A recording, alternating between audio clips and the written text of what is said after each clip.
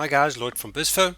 So we've got the inventory set up, got some few test items here, and what we want to do now is we want to create a supplier invoice or capture a supplier invoice.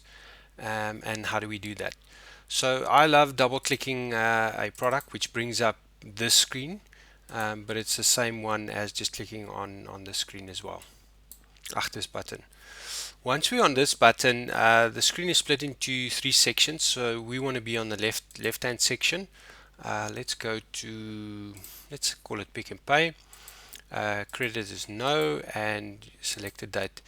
So Bizzfo is quite strict. You need to make sure that you actually select these items and set them. Just because of all the finger faults that you can make not setting the date, it's quite strict. So when you change your supplier, just make sure you pick your date as well. And the rest of the items below, these are actually just search codes. So if you think about it, previously B001 if I recall. Yeah, this is my burger, so I can search for my burger this way. I can look up a product this way, or I can click my search button, which is my normal search. Let's see what we've got. So we've got a Coke 1 liter, which I can add. So those are the three different ways. You can do expenses as well. So if you do have an expense, you can select airfare. The important thing is you'll see this is orange. So if I type in delivery, and once I leave this box, my cursor, it'll change to red. So you can actually add anything onto your invoice. So let's just go quantity 1, and we say that was $100. Okay, good. Popping to the right hand side, we can see there's a delivery and it's been listed. The total is sitting over there, 115, and we've also got 115 at the bottom. Let's go to our infamous burger. We're going to add the burger, and we're going to add 10 of them. This, what's important is this field is excluding VAT. So let's just do a test. 115.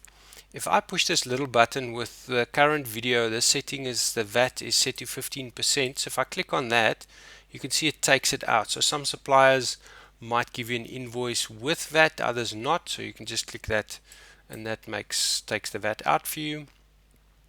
And then you can fill these details in. Once you're happy, you can click add. What we're seeing here is the system saying, if you look at it, the $100 is more than the 85 we're selling. So no, this is not correct. We want to make this, let's make it 25. And again, I can click add, so the check is not failing. So again, this is on the top, you can see the items being listed. If you do want to change something, you can always click on your edit button. So let's say you've made a mistake. This quantity should be 9. I can click on my edit button, and there we go. There's my burger. So I can either click that edit button, or I can right click the item and click edit. Yeah, I can just set my quantity to 9. There we go. So now that's fixed. If I wanted to print this, I can just click my print button, and this will give a preview. So a lot of the clients do like to staple this onto the supplier invoice received, and that's proof that it has been captured and it does balance. So just staying on this screen, I'm going to click on the edit button. So this is your normal supplier history. If you click this little button, you get your highlighted header of the invoice, which you can print by clicking the preview. So if you had a lot of invoices for the supplier, or what you can do is you can select to edit it. This will give you the detail of this invoice, which you can then print by using this button. Alright, let's go back and look at some other options. Let's see what other products we have. Let's take a Coke. So it could be that we receive one pack, one quantity, and the pack size could be that we've got 6 Cokes, and that specific pack was 250. So the system also caters for this, and then you get your actual unit price, just as a tip when you're capturing those type of items. And then obviously the nice thing is, as we are looking at something like a 12 box, we have the ability now that we're working with it, and let's say we see that the cost has gone up. Let's say it's now 25.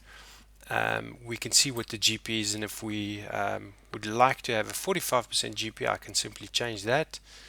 Still add the item and make sure I save this item as well. Good. So guys, this is just a quick overview of how to capture your supplier invoices. Any more questions, please feel free to contact the team on info@bizzfo.co.za.